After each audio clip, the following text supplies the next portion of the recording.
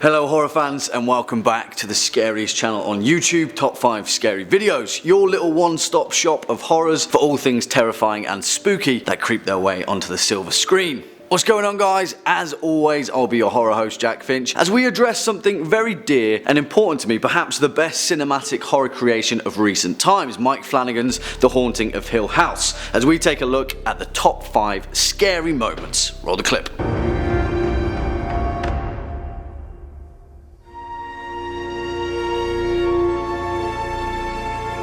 Now, I've got a hell of a lot of stuff to say about this show because when we boil it all down, it really is one of the most important pieces in horror cinema in the past few decades. Mike Flanagan's interpretation of Shirley Jackson's 1959 gothic horror novel is near perfection for the genre, and with nearly 10 hours worth of screen time, we felt every ghost, jump scare and bump in the night, right alongside Stephen, Shirley, Theo, Luke and Nelly. Be warned guys, there's plenty of spoilers ahead, so if you haven't yet seen The Haunting of Hill House, please pause this video for another day, stop what you're doing and go and watch it. Before we jump into that though, you know the drill by now guys. If you're a fan of this video, Hill House, Mike Flanagan or just top 5 scary in general, then be a dear and hit that thumbs up button as well as that subscribe bell so you can stay up to date with our latest and most terrifying uploads. To get in touch with the creative team here at Top 5 Scary Videos, take a peek at the info box down below. We accept email, snail mail, instant messaging, long distance telepathy and even smoke signals. On with the show. Kicking off at number 5, Luke sees William Hill.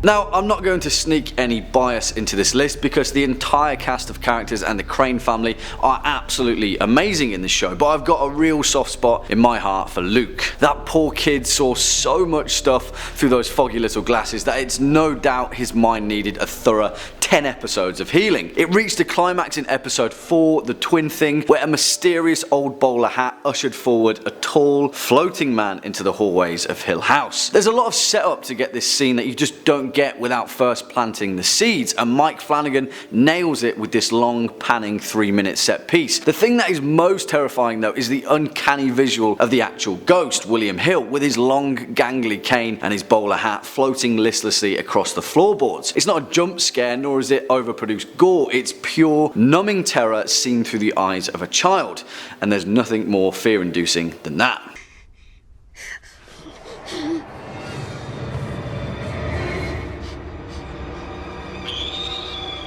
Next up at number 4, the Dumbwaiter scene. Going up. Hey, up, Theo! Luke! And of course, again, it has to feature our poor boy Luke. Poor kid. There was something in this scene that just hit me right in the pit of the stomach, right from the moment where young Theo found him sitting mischievously in the house's antique dumbwaiter. We know where it was heading from the start and none of it was good. It also demonstrated some real masterful patience from director Mike Flanagan. It was so easy to just throw ghosts and the paranormal into every spooky scene in the show, but instead we had to wait until the end in this instance, where it was already too late and there was no turning back. Although it set up a lot of character development for young Theo, episode 3, Touch, proved to us that at Hill House, even the most inane structural devices can lead to moments of pure and utter horror. What made it even more impressive was that we didn't learn anything about the ghost in question. It was left lurking in the dark depths, in essence a throwaway scene, but it demonstrated to us that there was a lot more to that house than we could ever hope to find out. Coming in at number 3, Two Storms.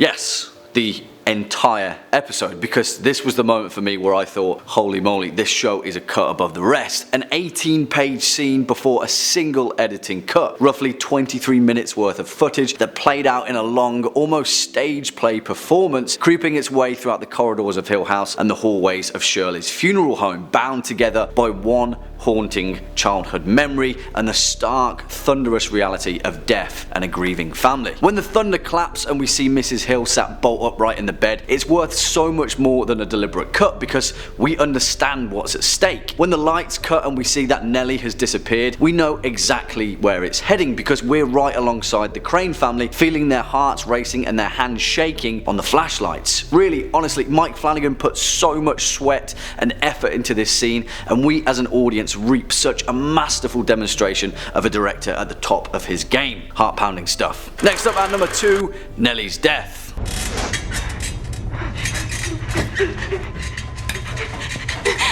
Mommy. Yeah, all of them. Over and over again, because oh my word, what an incredible reveal, and what an absolutely deer in the headlights level of fear this scene produces.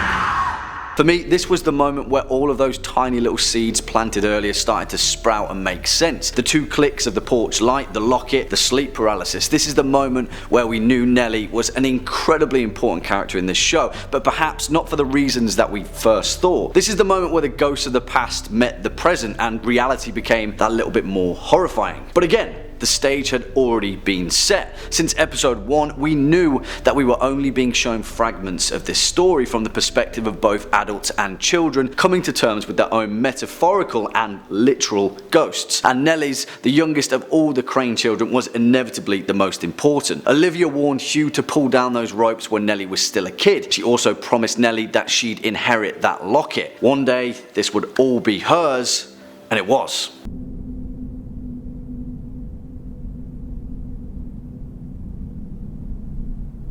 And finally, at our number 1 spot, the car scene. I don't know. I'm telling you. I'm trying to tell you. I don't need to hear your excuses. I'm not making your excuses. bullshit. Yeah, you know the one I'm talking about. Sorry about that. Gets me every time. In episode 8, Witness Marks, a few people I was watching this scene with ended up throwing their drinks against the wall, and trust me, they were pretty seasoned horror fans. This is no PG-13 stuff. It's interesting because out of the entire 10 episode series, there's 2, maybe 3 jump scares throughout the whole thing. With a show with such intense suspense building and terrifying payoff, you don't need to rely on the oversaturated use of cheap tricks that inevitably gets watered down after the first 10 times. No, this show is better than that. It also leads to one of the best monologues in the entire series, and Theo's bleak interpretation of death. An ocean of nothing, just numb and nothing and alone. But it also plays out in a more deliberate way, because this is the first time we really start to see the ghost of Nell assert her influence on the remaining feuding siblings. I almost read this scene as an annoyed sibling telling Shirley and Theo to quit arguing, and I don't think that's too far from the truth, because, well, she certainly got them to shut up. Well, unfortunately guys, that's all we've got time for in today's video. Cheers for sticking around all the way to the end. Let us know your Hill House scariest moments in the comment box down below. If you're a fan of this video, then hit that thumbs up button, as well as that subscribe bell. To continue on with your horror binge, feel free to hit that playlist floating shortly above. As always, I've been your host Jack Finch. You've been watching Top 5 Scary Videos, and until next time, you take it easy.